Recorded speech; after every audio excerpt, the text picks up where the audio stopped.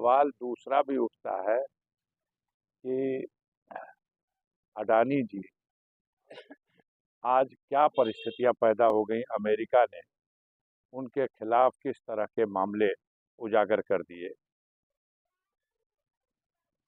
जहां तक संभल की घटना का सवाल है, वो बहुत दुर्भाग्यपूर्ण है, बहुत दुखद है।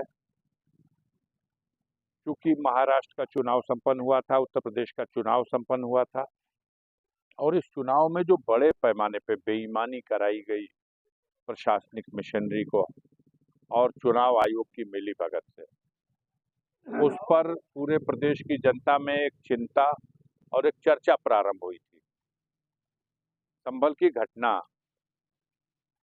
मुझे ऐसा लगता है, बहुत से लोग ये बात हमसे कह रहे हैं कि उन चर्चाओं से दिमाग हटाने के लिए पहले इस तरह की परिस्थितियां पैदा की गई कि लोग उत्तेजित हों, और जब लोग उत्तेजित हो गए तो उनके साथ ऐसे ढंग से कार्रवाई की गई जैसे वो देश की सीमा पर कहीं विदेशी घुसपैठियों को रोकने के लिए गोलीबारी की जाती है, उस तरह से।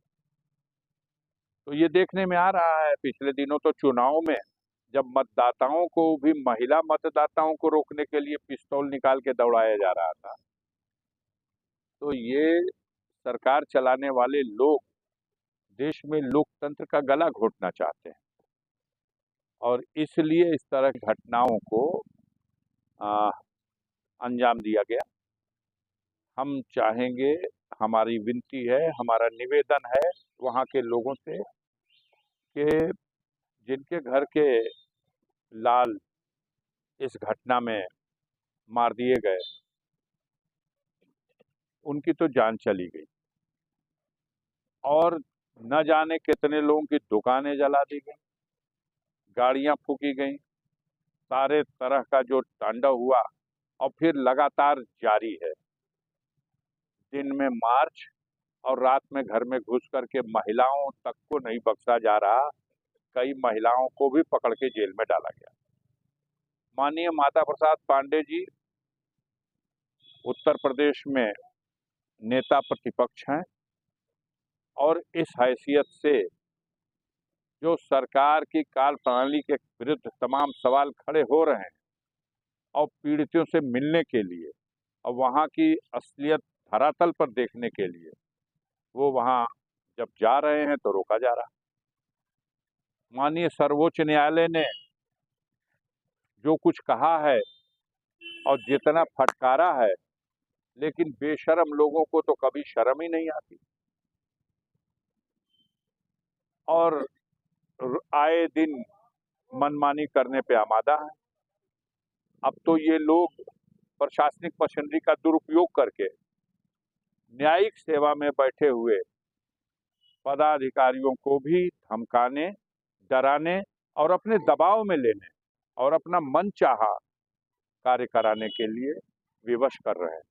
ये देश के लोकतंत्र के लिए बहुत बड़े खतरे का संकेत है। समाजवादी डेलीगेशन को रोक दिया गया। ठीक है, डेलीगेशन रोक दिया गया, फिर डेलीगेशन जाएगा, फिर डेलीगेशन जाएगा, कहाँ रोक सकेंगे? और अभी जो अधिकारी गोलियां चलाने के बाद भी वहीं जमे हुए हैं और चुरुक रहे हैं, इन सबको खामियाजा भुगतना पड़ेगा। ये अंतिम सरकार नहीं है, इसके बाद भी सरकार आएगी। इनसे पहले भी जो शख्स वहां तख्ते नशीं था, उसको भी खुद के खुदा होने का इतना ही गुमा था। वो भी यही समझ रहा था कि अब हमारे बाद कुछ नहीं।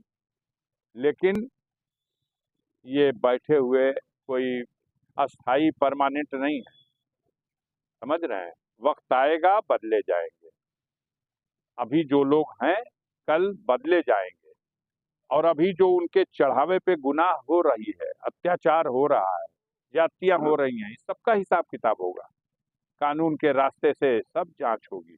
इस मामले में भी हमारी देश की न्यायपालिका इस तरह की घटनाओं और अत्याचार करने वालों के कभी इनका समर्थन नहीं करेगी, और इनको लगाम लगाने के लिए